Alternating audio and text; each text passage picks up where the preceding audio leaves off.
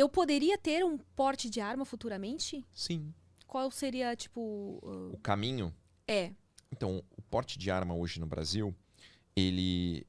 você tem que cumprir com uma série de requisitos. Então, você tem que ter idade mínima de 25 anos. Ah, interessante. 25 anos. Tipo assim, você pode votar com 16. Fudeu o país. Né? Com 16 anos, você pode ir lá votar e fazer merda. Mas você tem que ter 25 anos para poder comprar uma arma. Então, tem um monte de gente casada com filho com menos de 25 anos. Isso é verdade. Né? Eu entrei na Mas polícia... você mesmo falou aqui anteriormente que tem certas experiências que a gente só depois dos 30 que a gente tá, Não, né? concordo. Não, concordo. Você alcançar certo grau de... Mas De você pode maturidade, entrar na né? polícia com 18.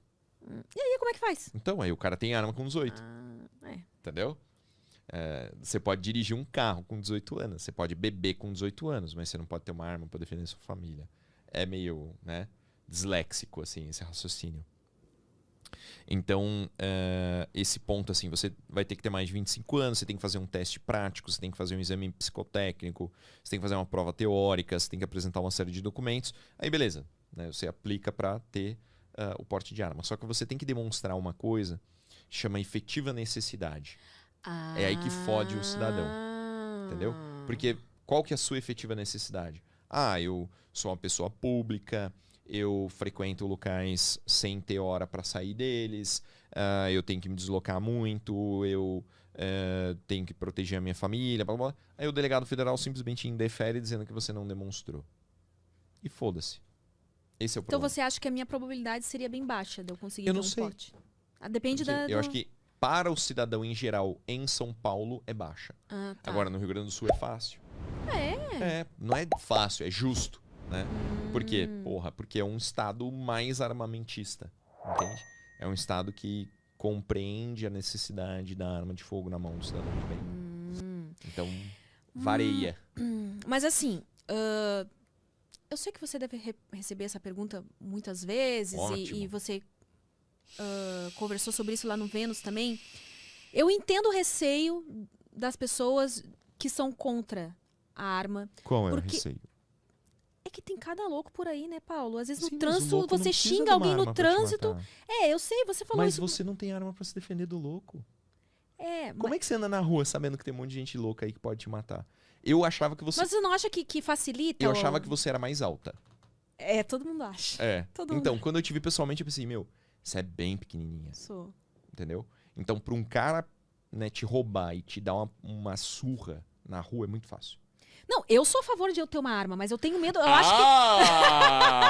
Eu tenho medo que, sei lá, uma pessoa. Isso, eu tenho medo que os outros tenham também. Não, Paulo, peraí. Tem um teste psicológico? Tem. Tá.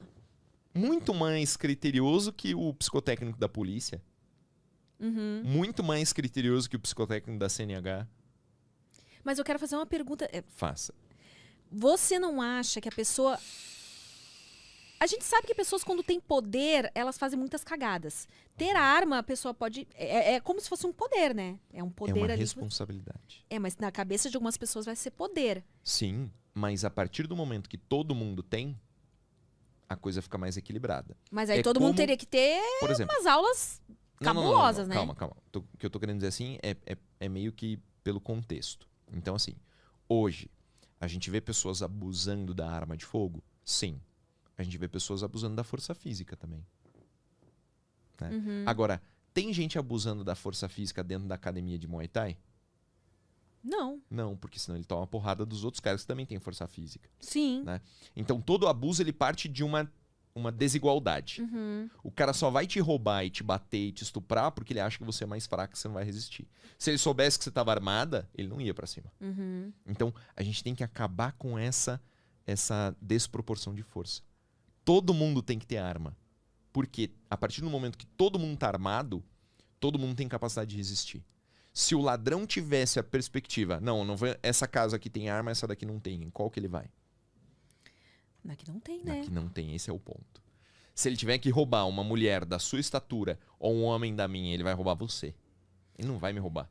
Porque existe uma chance de eu conseguir matar ele na unha. E a chance de você matar ele na unha é muito menor. Mas ainda assim a gente vai ter um desnivelamento de habilidades. De todas as pessoas têm arma.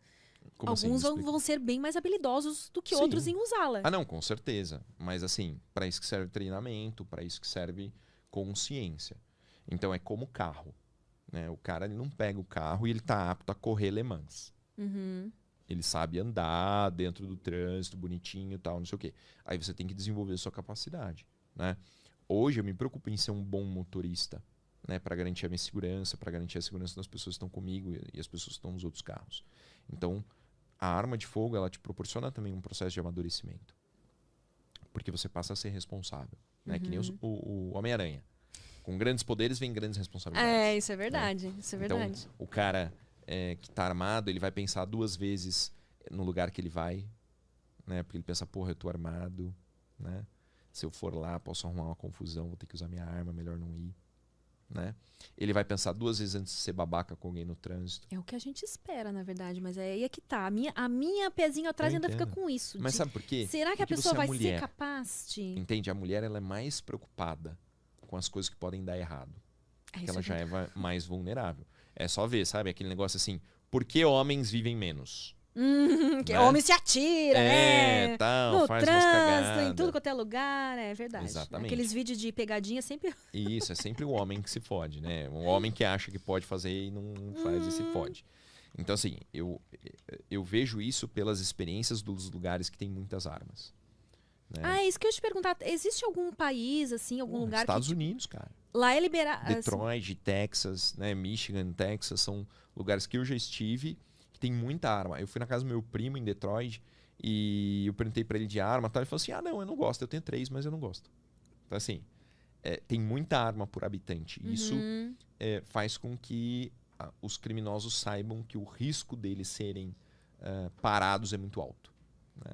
Vai ficar ruim pro ladrão. Quanto mais arma a gente tem, pior fica pro ladrão. Mas você acha que a educação do povo de lá veio antes? Por exemplo, assim, a gente sabe como é que é o povo brasileiro, né? Eu acho assim, a gente tem essa ideia de que o povo brasileiro é infantil. Né? Mas a gente já passou por muita coisa de uma forma muito madura, muito tranquila.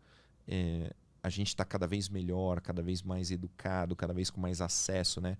Hoje a internet te dá acesso a tanto conhecimento. Então, assim, eu enxergo que hoje em dia você já não pode culpar o desconhecimento. Ah, mas eu concordo plenamente. Antigamente você podia dizer assim, o cara não estudou. E realmente, o cara não tinha estudado. Mas hoje, qualquer 5 minutos, você vê um vídeo sobre segurança com arma. E mesmo assim as pessoas não acabou. assistem. Não, aí é que tá. Sim. Eu também fico indignada com gente que vem perguntar coisa óbvia que a resposta tá... É só dar um Google que a pessoa encontra. Mas eu acredito que não existe esse fator de educação civilizatória. Eu não acho que existe isso. Eu acho que existe um nível de compreensão do quão perigoso o mundo fica se você não tem acesso à arma de fogo. Né? Hoje eu não sei como é que seria a minha vida se eu não tivesse porte de arma. Se eu não pudesse defender a minha família dessa forma. Eu teria que mudar tudo. Porque eu não poderia me expor a certas coisas que hoje eu posso, porque eu tenho alguma capacidade de defesa. Né? Eu acho que é muito mais perigoso você estar desarmado do que você admitir que a população esteja. E lá, pelo que eu vejo, devem existir estatísticas, né? Mas a maioria dos crimes que acontecem lá é sempre, tipo, com armas, por exemplo. Não é tão frequente aqui. Qual arma que é mais utilizada para matar pessoas nos Estados Unidos? Facas ou fuzis AR-15? Vou te perguntar. Chuta. Faca. Faca, com certeza. É o mais fácil, que todo mundo tem uma faca na cozinha. Com certeza absoluta. Os crimes passionais que eu atendi, os locais que eu atendi, não os crimes praticados por organização criminosa, mas os crimes passionais, a maioria absoluta era arma residencial, né? Arma branca. Era faca, tesoura, era pá, era pedaço de madeira, eram os próprios punhos, né? Eu não vi crime passional com arma. E aí, então vamos falar daquela conversa que a gente estava aqui antes. Você me falou que você é contra a pornografia, né? Sim. Sim, fala só. Sim. Meu, Me conta como que você chegou. Era o único assunto que eu queria falar aqui hoje. Assim que eu falei, mano, eu preciso falar sobre isso. Então, porque eu acho que... Pode falar bastante foi uma armadilha, palavrão? né, Paulo? Foi. Foi uma armadilha. Essa é a nossa revolução. Eu tenho certeza que todos os punheteiros assistem este deve ter muitos podcast. punheteiros assistindo aqui. Com certeza. Então agora eu vou, né, explicar algumas coisas pra vocês que eu descobri. Né? Uma coisa que eu tava falando com a Amy é que depois que eu fiz a leitura de um livro chamado Your Brain on Porn, que é um estudo que fala sobre os efeitos do consumo da pornografia, tanto em homens quanto mulheres, depois que eu li esse livro, eu mudei. Né? Mas eu nunca falei para as pessoas que eu consumia pornografia. Né? Primeira Playboy que eu comprei foi a Playboy da Feiticeira.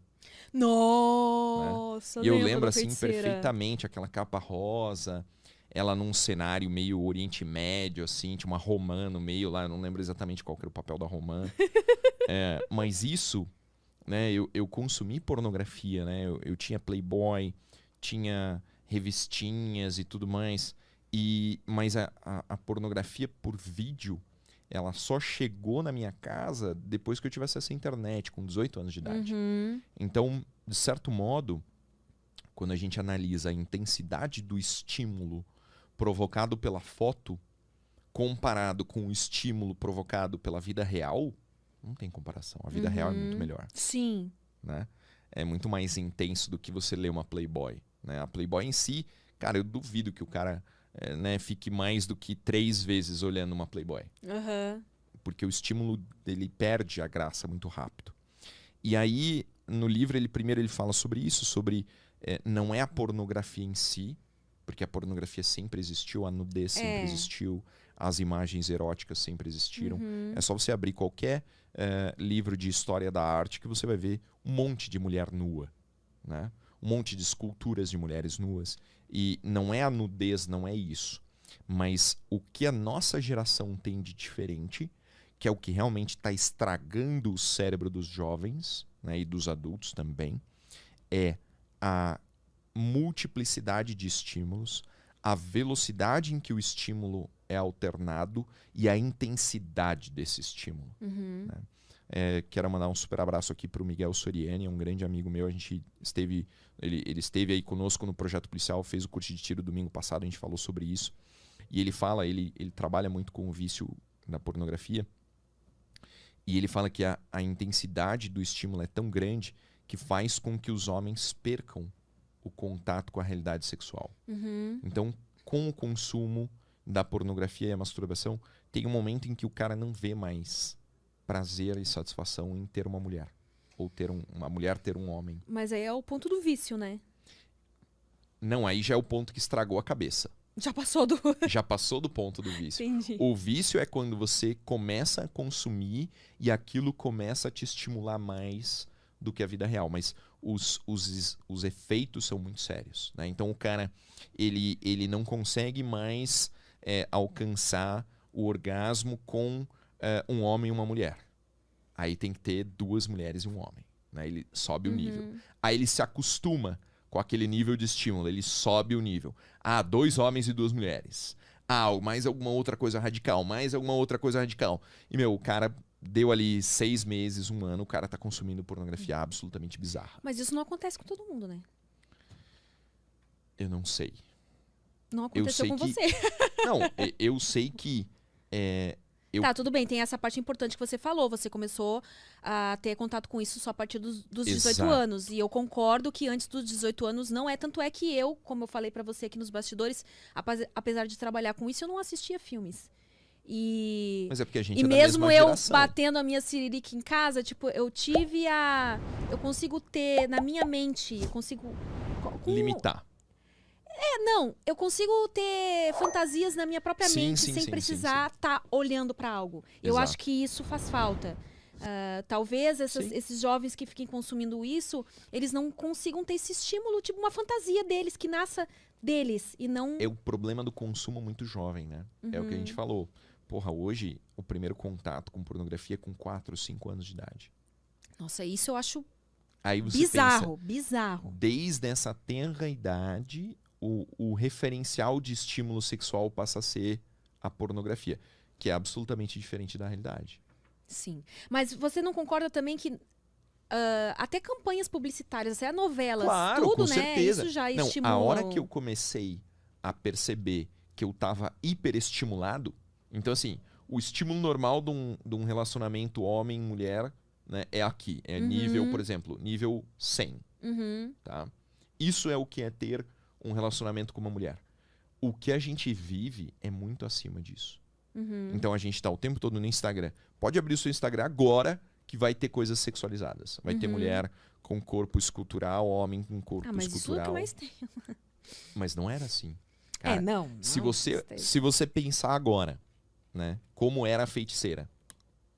Pensa na feiticeira. Mas como ela era lá naquela Playboy. Corpo saradão. Se você abrir a Playboy dela agora, você vai achar ela normal. Eu juro por Deus. Normal o quê? Esse tipo padrão uma mulher de corpo? normal hoje em dia. Ah, hoje ela é uma mulher normal. Hoje? Não. Não, Aquela na foto, época sim. é. Se você olhar hoje, Eu comparar tenho a ela imagem hoje... que ela tinha o abdômen definidinho. Mas a imagem que eu tinha na minha cabeça era de uma mulher super gostosona. Super Mas ela voluptuosa. Então, mas se você olhar hoje e você olhar o que existe na internet, no dia a dia, no Instagram, nas academias, são mulheres muito mais voluptuosas. Não tinha preenchimento de lábio. Isso é verdade. Não tinha silicone na bunda. Mulherada não tomava tanta bomba quanto toma hoje pra ficar com colchona, bundão, Até porque não sei o quê. ainda não se queria, né? Até hoje ainda tem mulheres que entram na academia e falam, então eu não quero ficar muito forte e tal. Mas a coisa foi intensificando tanto, né, que o padrão de mulher gostosa mudou muito. Eu vejo, por exemplo, como é que é o nome da mulher do Belo? A Graciane Barbosa. Graciane Barbosa. Eu olhei ela, me dá medo. Sabe? Eu não consigo achar que aquilo é um corpo feminino. Mas isso tá mudando também, sabia? A gente tá tentando voltar um pouco mais. Tem mulher que tá tirando silicone. Exato. Isso faz sentido. Né? Tá tendo um Tá retrocesso. tentando voltar pro estímulo 100. Né? Então você abre Instagram, você abre YouTube, você vê televisão, novela, não sei o quê. O estímulo é sempre muito intenso, o tempo todo. Quantas vezes você vê pessoas nuas no seu dia, ou seminuas, ou insinuantes, ou sexualizadas? É muito intenso.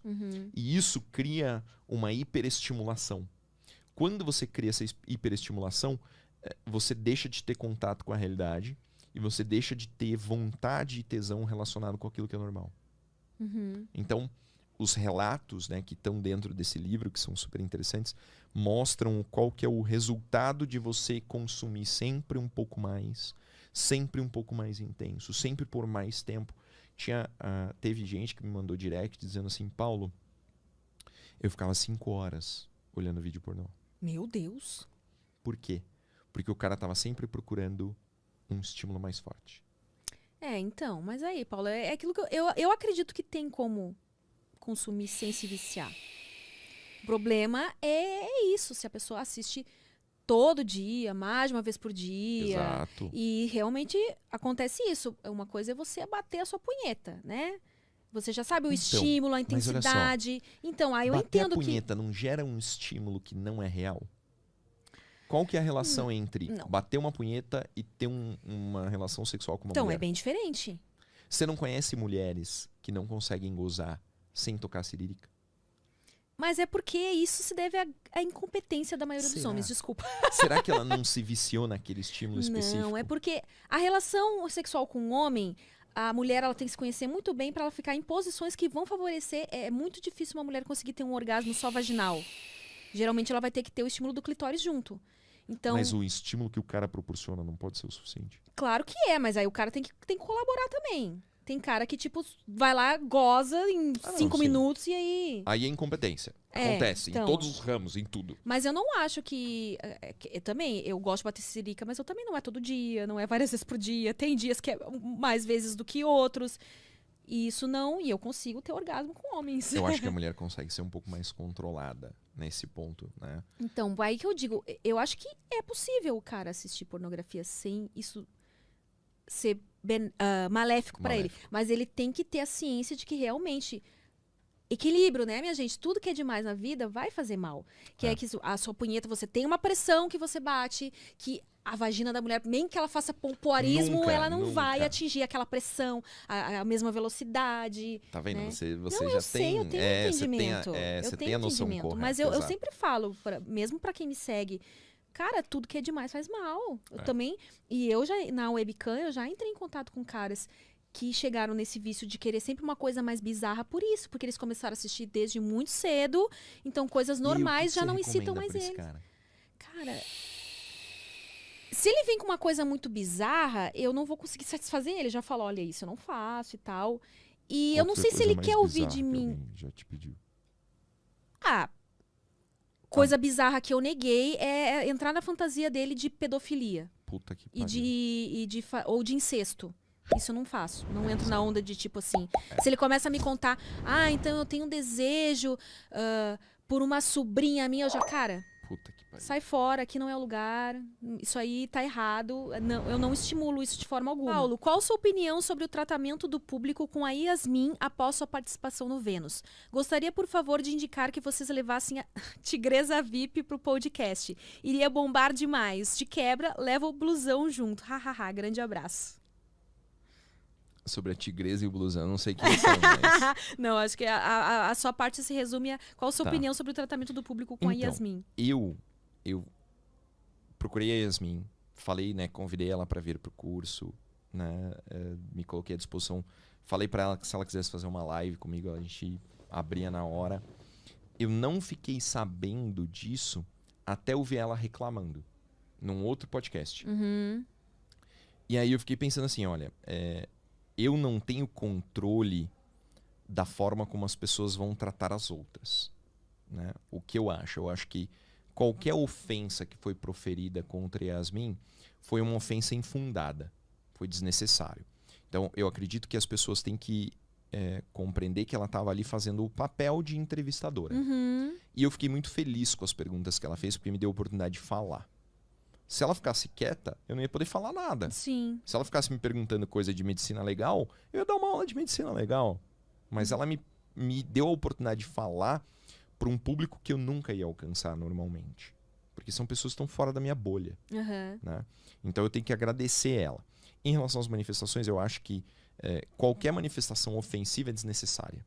O que o cara ganhou indo lá no perfil dela xingar ela, ameaçar ela, isso, aquilo? Eu acho completamente desnecessário. Tá? Também foi desnecessário atacarem o meu perfil. Né? Eu já estou aí com mais de 20 dias sem acesso ao meu Instagram. Por causa do quê? Porque os haters quiseram descontar né, os comentários que foram feitos contra Yasmin. Cara, assim, se você acha que isso você está ajudando alguém, deixando o meu perfil fora do ar, você está justamente fazendo o contrário. Né? O meu perfil é extremamente motivacional, eu ajudo gente pra caralho. Né, eu perdi a conta da quantidade de pessoas que já me mandaram e-mail dizendo assim, olha, eu tava pensando em me matar, mas aí você falou um negócio lá que fez eu refletir sobre a minha vida. Entendeu? Então quem tá perdendo, né, quem tá realmente perdendo com tudo isso são as pessoas que eu tô deixando de ajudar.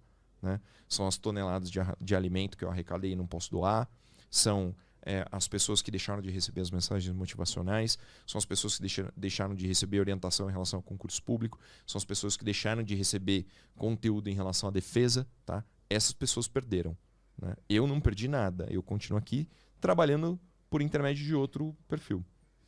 Então eu acho que é tão inútil e tão idiota quanto o cara que foi lá criticar a Yasmin, é o cara que ficou denunciando o meu perfil porque tava se vingando, né? Então, assim, isso é coisa de guerreiro de internet, entendeu? O cara bostão que tá sentado na cadeira lá, ou a menina bostona que tá sentada na cadeira. Que não vai fazer diferença. Que não faz diferença nenhuma na vida real, entendeu? Então, assim, eu te desafio, cara, né?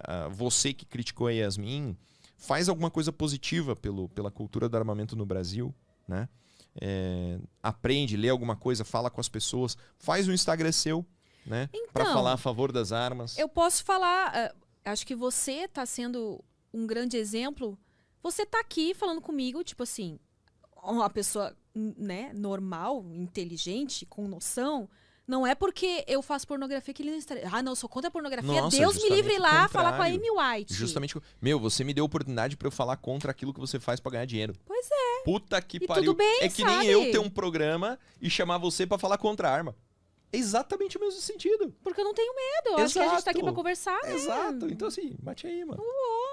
Parabéns. E outra coisa, você e o Ícaro são pessoas que estão me fazendo também repensar sobre a questão do porte de armas e tal. Por quê? Porque você não tá aqui me impondo, dizendo, não, é assim, eu assim, quero assado. que você tenha a oportunidade de proteger sua família. Eu quero isso. Eu acho que o mundo fica melhor. Eu acho que é o exemplo que arrasta, tá? Exato. Não é os discursos aí de por trás do computador. É isso aí. Primeiro, se você tá nesse nível que você vai no perfil das pessoas pra atacar, você deveria estar se preocupando primeiro com a sua vida, né? Você em resolver a sua vida. Você deve estar bem feliz, coitado, né? Porque... Com certeza absoluta. Nossa. E assim, eu não consegui ver o programa inteiro, porque eu tava olhando o programa e eu tive que sair, mas eu vi uma boa parte do programa e eu não vi em momento nenhum. A Yasmin, como você falou, fez perguntas que são dúvidas que qualquer pessoa pode ter e que te deram a oportunidade de dar a sua resposta. Não entendi. Assim, eu acho que eu me preocupei muito em ser educado, né, em expor as coisas de forma clara, didática, tranquila, bem-humorada. Porque arma de fogo já é um tema pesado, polêmico, pesado. Né? A gente está falando de um equipamento que, né, é utilizado todos os dias para o bem e para o mal. Né? Então, você falar sobre arma de fogo de forma a mostrar para a pessoa que você está dando uma oportunidade para ela se defender é muito importante. E a Yasmin me deu essa oportunidade, a Cris me deu essa oportunidade. A Cris já me conhecia, já foi no meu curso. Ah, eu vi, né? Que ela... até a filha dela fez, né? Sim, quando ganhou de presente de aniversário, sabe? Então, eu acho que esse ponto é muito legal. Da gente realmente ter conseguido trazer a informação. Hoje, né, eu falei 2 coisas super importantes. Eu falei sobre o impacto da pornografia, eu falei sobre a arma de fogo por um público que, cara... Tá vendo? Eles estão pedindo participação de pessoas que eu nem sei quem são. Entendeu? Quer dizer, é completamente diferente. Sim. Isso é super... Sou crossfiteiro, sou vegano. Que mais? Porra. Você tá eu tô na lista, né, cara? Mesmo. Tô na lista. O que os crossfiteiros te fizeram, Paulo? É que eu acho que crossfiteiro é chato, né, meu? É tipo vegano. É tipo uma religião, né? Vai dizer, é tipo, que assim, o cara não pode fazer crossfit e ficar quieto. Tem que dizer lá que ele foi... Eu não fico falando para as pessoas, nossa, eu curto um bife assim, mal passado, sangrando e tal, adoro um sashimi, né? Porra, gosto de caçar também, comer a carne que eu matei. Eu não fico falando isso para as pessoas, tipo, o que eu como não é problema meu. Mas não, o cara vegano, porque você tem que comer isso? Tá comendo bicho morto. Isso daí né, carne é homicídio, não sei o quê. Não, eu não tenho nada contra, super respeito meus amigos que são e eu tal. não respeito não, mano, o problema é seu, caralho. Não precisa respeitar a sua escolha no sentido de comida, assim, caralho. Ele pode... Isso não merece respeito? Então, eu sou contra isso, quando a pessoa começa a me impor que eu tenho que ser daquele jeito. Eu respeito no sentido, você pode ser o que você quiser, não mas eu não quero conversar sobre isso. Tá bom, tudo bem. Não, tô querendo dizer... Não. Tô querendo dizer com o vegano, entendeu? Tá, entendi. Tipo, eu morei numa república que a menina, ela não cozinhava na mesma panela que eu. Porque eu cozinhava carne. Entendi, aí já é um nível bem bitolado, né? Não, isso aí não... Eu entendo quando não quer cozinhar na mesma panela, quando é questão de alergia alimentar, porque eu já passei por um lance aí que... Mas na mesma panela? Quando você tem uma alergia alimentar, não pode na mesma panela porque... Você não pode falar sobre alergia, qual é a sua, você não fala sobre isso, né? Por quê? Porque uma hora vão te sabotar, cara. Não, mas não tem mais como me sabotar. A alergia não era minha, na verdade. Tá, então eu vou beleza. te explicar por que eu entendo tanto de alergia. Quando eu tava amamentando, a minha filha, ela era alérgica à proteína do leite de vaca. Se eu consumisse isso, passava pra ela e aí... Sim. E aí eu descobri que até os traços, quando você vai lá, tipo, compra um pão, tá escrito pode conter traços de leite, não podia. Sim. A mesma coisa com soja. Então, quem é realmente alérgico não pode nem cozinhar na mesma panela não que foi. Sabia, é um negócio. Tem pessoas que têm uma alergia alimentar nesse nível, que deve ser. Ainda hoje em dia ela está curada, porque é uma alergia que geralmente até os 5 anos de idade no máximo, porque é diferente da intolerância à lactose. É a alergia à proteína do leite de vaca mesmo. E aí felizmente hoje ela já toma leite, come pão de queijo, tudo. Mas tem pessoas que deve ser difícil, né? Caralho, você não tem que... Eu me lembro que quando eu tava nessa fase que eu tinha que me privar, eu ia em restaurante e ficava lá passando vontade. Nossa, era horrível. Eu senti muita falta de queijo. Ai, queijo, comer bom, queijo, né? Mais do que carne. Carne eu podia comer, né? Então não tinha problema. Lá em Santa Catarina eu vou fazer, né, essa crítica aqui. Eu fui numa churrascaria. Fui em 2 churrascarias, no sábado e no domingo. E a melhor coisa que tinha era o queijo. Ah, eu é? Não sei, acho que, os catarinas não sabem fazer churrasco, não. Não? Não curti. Não curti. E você já comeu um churrasco gaúcho? Porra, é a melhor coisa, né, cara? O gaúcho é que ele tem acesso às carnes, né? É melhor. O tipo de boi é diferente. É o Nelore e o... O Nelore é o branco, que é o que se dá bem no Brasil por causa do clima quente e tal. Mas o gado, acho que é holandês, que é esse gado escuro que tem no sul, na Argentina, Uruguai, Paraguai, ali Rio Grande do Sul, é um gado que a carne é melhor mesmo, né? É mais top mesmo. Mas é a carne boa também, não é só a habilidade do cara. Né? A gauchada se acha demais. Né? Pior, eu posso falar que se acham mesmo. Você tá com a sua conta, o que aconteceu com a sua conta lá no Instagram? Ela foi tipo... O que aconteceu? Nunca tinha acontecido comigo. 200 anos postando coisa politicamente incorreta. Eu venho no Vênus, uma certa pessoa disse que foi atacada, e aí o meu Instagram começa a sumir. Aí os caras de dentro do Instagram dizem assim, ó, Paulo, eu já recebi, minha conta foi suspensa 4 vezes, tá? E qual que era? 3 primeiras vezes, eles reestabeleceram a conta e me mandaram um e-mail pedindo desculpa. Qual que era o motivo que te deram pra suspender? É o seguinte, o Instagram ele não tem como monitorar tudo o que acontece o tempo todo. Ele tem robôs que fiscalizam e eles utilizam as próprias pessoas para fiscalizar. Então você pega o seu Instagram agora, né? Você vai lá e coloca aqui qualquer publicação de qualquer pessoa aqui, ó, qualquer stories. Vou pegar um story seu aqui, ó. Eu clico aqui, eu consigo denunciar. Aí tem lá, spam, nudez ou atividade sexual. Olha só, o seu Instagram tem até selinho. Né? Símbolos ou discurso de ódio, violência e organização perigosa, venda de produtos regulamentados ou ilícitos. Um monte de Instagram com veneno maconha, o caralho, tá funcionando. Bullying ou assédio. Mano, o que é bullying? Mas o meu não tem nudez, tá? Não tem nudez no meu. Atividade sexual. Também não. Você acha que eu vou mostrar essas coisas no Instagram? Eles sabem onde procurar. Violação de propriedade intelectual, suicídio, automutilação, distúrbios alimentares, golpe ou fraude, informação falsa. E aí tem uma última assim, ó. Simplesmente não gostei. Eu acho que se a pessoa clicasse nesse simplesmente não gostei, tinha que dizer assim, ó. Enfia no cu o celular. Ou deixa de seguir. O problema é seu. Tem um botãozinho lá, se você não sabe, é deixar de seguir. Tá?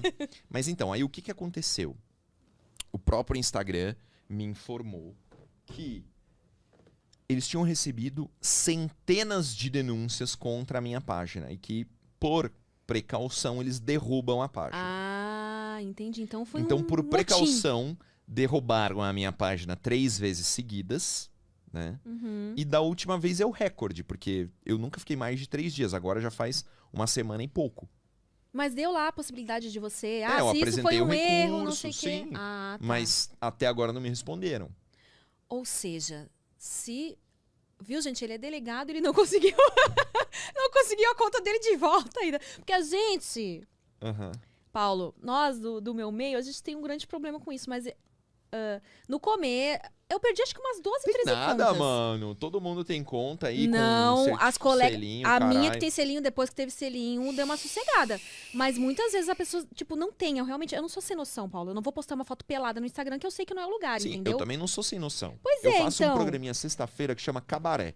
Ui! Que a gente fala de sacanagem e zoeira. Mas não tem nudez, não tem nada. Os caras vão lá e denunciam. Pois é o que acontece com a gente também. Aí cai por denúncias, por pessoas que se incomodam de alguma forma com o que a gente posta e vão lá, perde a conta. Perde a conta.